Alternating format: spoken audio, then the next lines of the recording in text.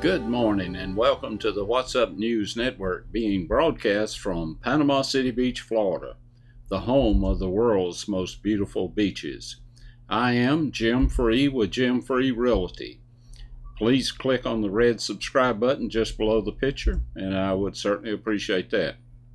In the local news,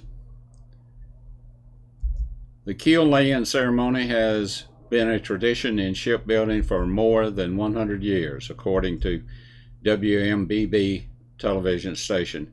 It represents the start of a ship's life. Monday, the Eastern Shipbuilding Group hosted that ceremony for the United States Coast Guard offshore patrol cutter Chase.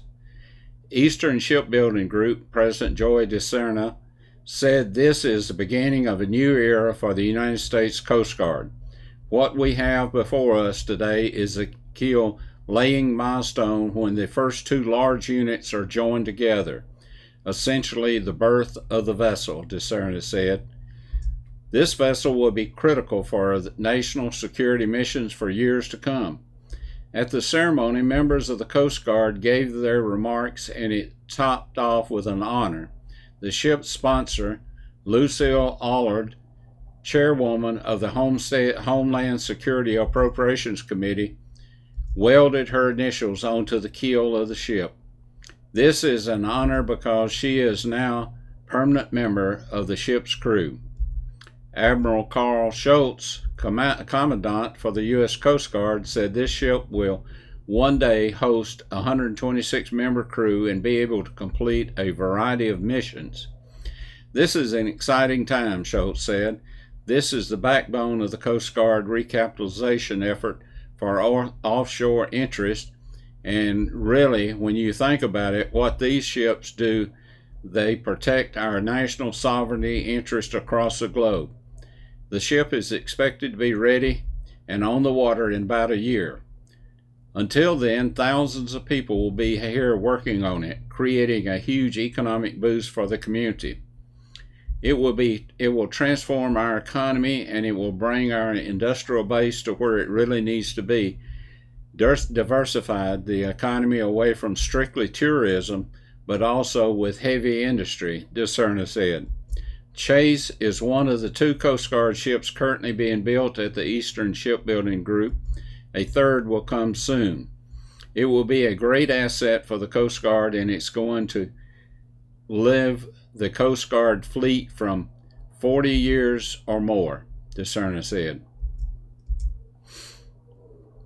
In the state news, and this report is from WMBB TV, for more than a year, people across Florida have received economic assistance while unemployed. But as the COVID-19 positivity rate goes down and the vaccination rate goes up, the amount of assistance residents receive is changing.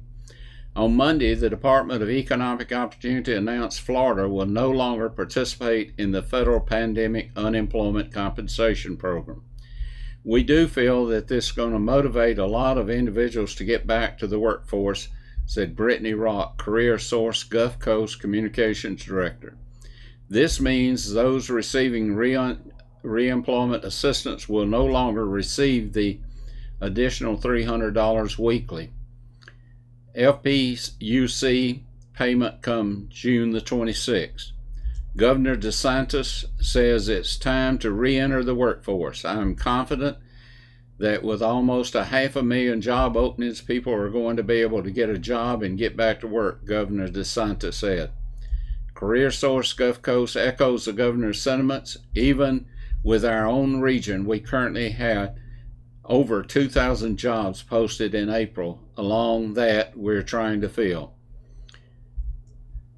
It is time for folks to get back to work, and there are a lot of people wanting new employees back. In the national news, after 65 years of marriage, a Tennessee couple is now spending eternity together. Charlie Ray and Martha Jean Harris both ended in the hospital for different reasons, and just minutes apart, they peacefully passed away while holding hands. Instead, this story played out the way it had always been written by them. They fell in love and it was forever. a love that began when they were both 12 years old. They started going together and never broke up. At 19, they were married. Their love blossomed over years as they raised 3 children.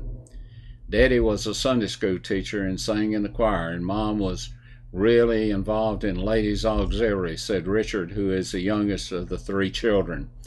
Their commitment to each other and their family never wavered. As they aged, their health started to decline from different ailments, and 2 weeks ago they were transported together in the same ambulance to TriStar Skyline Medical Center. They were in the emergency room together and both were admitted. Over the next 14 days, nurses would wheel Charlie and Martha to one another's room to visit, and the conversation mostly the same 3 words, I love you. On Monday, Charlie, who was talking and eating, went to say goodbye one last time to his middle school sweetheart when his own health took a turn for the worse. I could see Daddy getting worse rapidly. She was pronounced deceased, and 42 minutes later, Daddy joined her, holding hands. A heartbreaking yet beautiful love story that the family says still continues today. You know this is just conjecture, of course, but it is nice to think about. They may be holding hands going through the gates. The Harrises will have a joint funeral service at New Hope Free Will Baptist Church on Saturday. They will later be cremated, and the family has decided to commingle their ashes and bury them together at the church. It's the same church where the couple said, I do, 65 years ago. Well, as you can imagine, we don't have a lot of heroes in Booger Holler. That was until my cousin, twice removed Jed, and some of his Booger Holler buddies rode their Harley Hogs to Panama City Beach for the Thunder Beach celebration. As they were crossing the Hathaway Bridge, Jed spotted a beautiful young girl about to jump off the bridge. Jeb, not wanting to miss being the center of attention, worked his way through the crowd and said, "What are you doing?" "I'm going to commit suicide," she said. "Well, before you jump, why don't you just give me a kiss?" And without hesitation, she leaned back over the railing and did just that. And it was a long, deep, lingering kiss followed by another one. Wow, that was the best kiss I've ever had. That is real talent. You're wasting. Sugar Shorts, you should be. Forget about this jumping and come ride with me on the Harley. Why are you trying to commit suicide? She said, my parents don't like me dressing like a girl. It is unclear if she jumped or was pushed. You know, I read these stories about all these illegal aliens crossing over, and there are probably thousands crossing daily, and there's estimates of 20 million illegals are in this country, and Homeland Security and ICE have no idea how to find them. I have no doubt that most of these people are just trying to better their way of life by coming to the greatest country in the world. The ones I'm concerned with is the criminal element, the gang members, and the terrorists. If you remember, a few years ago we had a mad cow disease, and everybody was afraid of this because it was deteriorating the brain of the people who contracted this disease. The Agriculture Department was able to locate a cow that was born in Canada 3 years early, track her to her stall in Washington State, and they then tracked her calf to Montana. So here's what I recommend. Why don't we assign ICE agents to the USDA and station them at the border and have the ICE agents issue each illegal person that comes across the line a calf? Then if we need to find that illegal, we could just have the USDA track the calf down. Well, there you go. I think it would work. Unfortunately, I have to talk about the FBI again. Perhaps one of the greatest milestones in my 37-year law enforcement career came on December 6, 1973, when I graduated from the FBI Academy in Quantico, Virginia. and received the J. Edgar Hoover Award for Scholastic Excellence. I had the honor of knowing Clarence Kelly, the director, and the assistant director, Tom Jenkins. Also, the director the Attorney General, U.S. Attorney General Robert Bork, who was later nominated to the Supreme Court but didn't get the nomination, knew him, and Francis B. Looney, Deputy Commissioner of Criminal Justice with the New York State or New York Police Department, who at the time was the president of the International Association of Chiefs of Police. Director Hoover died in May of 1972, and Director Kelly was appointed in July of 1973. Inspector Jim Cotter was the director of the Academy, and now all of these men are dead. But they leave a legacy of having formed the greatest law enforcement agency in the world. The FBI Academy had the best law enforcement instructors in the world. My career in law enforcement was molded by these instructors. I have worked with hundreds of agents and have only found one that did not live up to the standards that the FBI expects of its agents.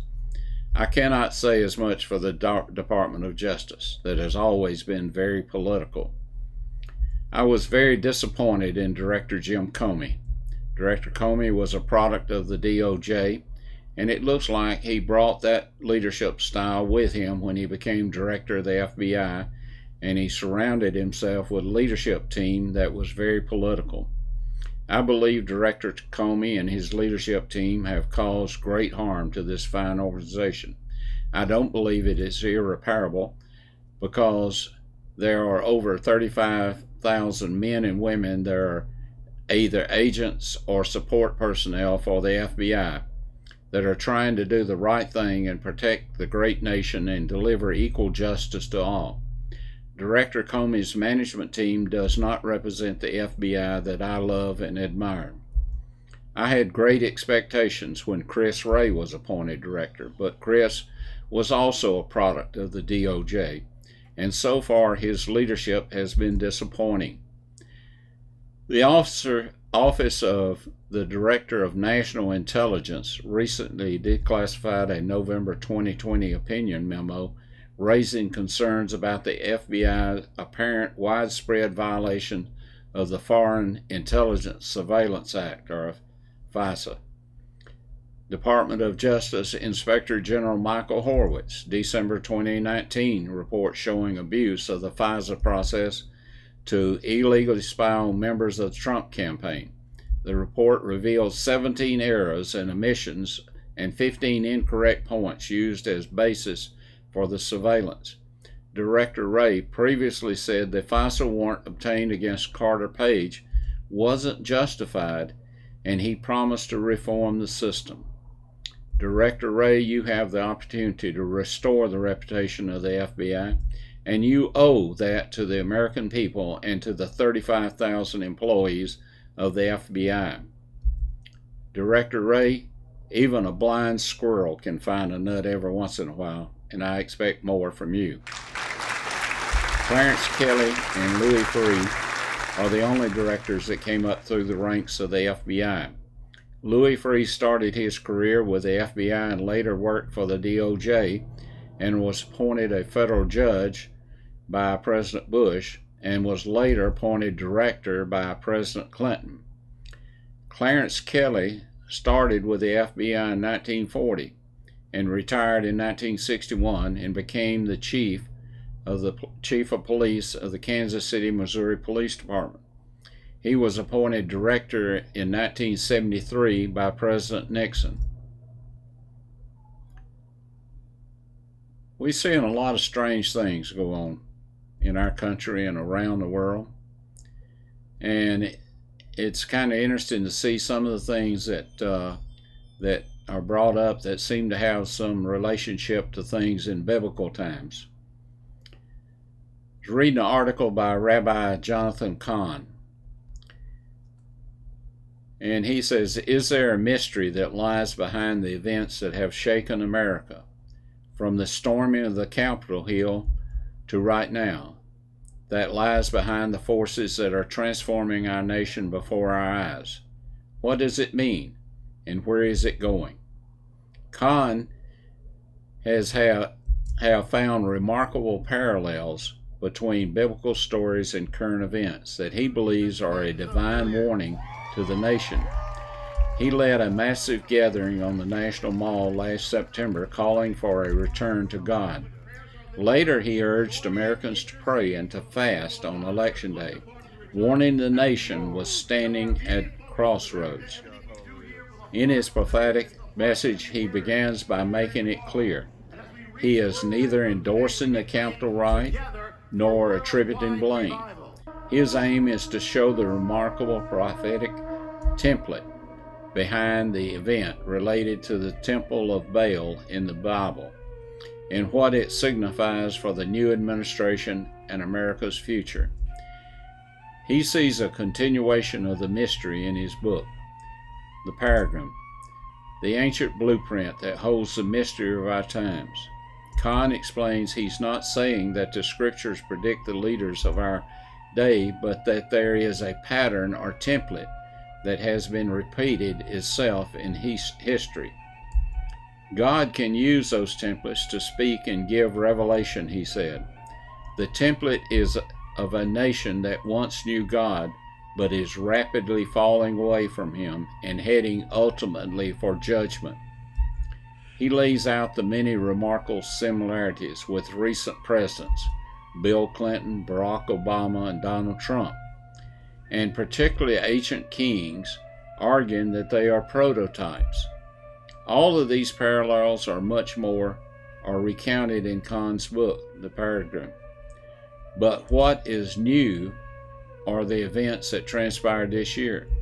The temple of the American public, the U.S. Capitol. He notes that in its halls is a quote from the time of its construction. We have built no national temples, but the Capitol. What happens inside a nation's temple when it turns against God?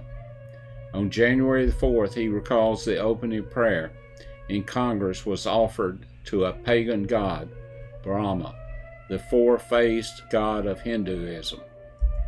That week, he notes the Democratic Party began presenting arguably the most radical agenda in American history, an agenda that, as with the Temple of Baal, contained sexual immorality, being enshrined, the oppression of God's people, the encroachment of religious liberty in the form of the Equality Act and other legislation, and the killing of unborn that has never been championed before.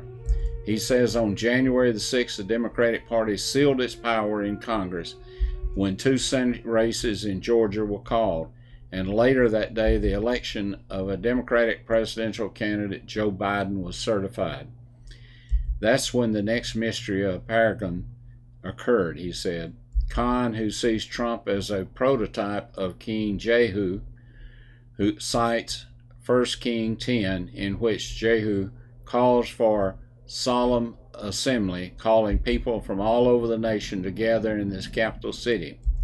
On January the 6th, he says the template manifests in 2 gatherings. One is the gathering called for by the president, Kahn says.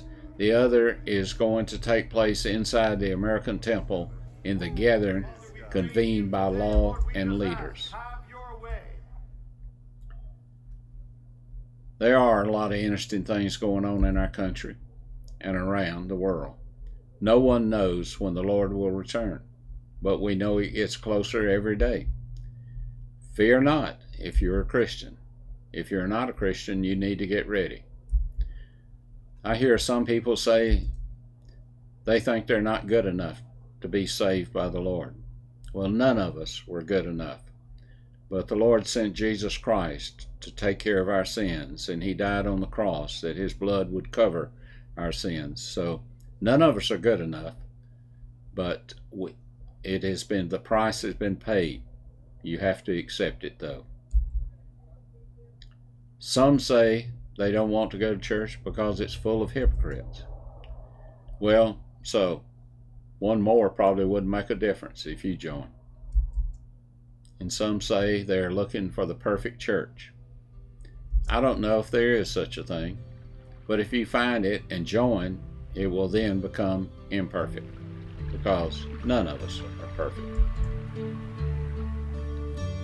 Until we meet again, may God bless you, your family, and this great country that we live in.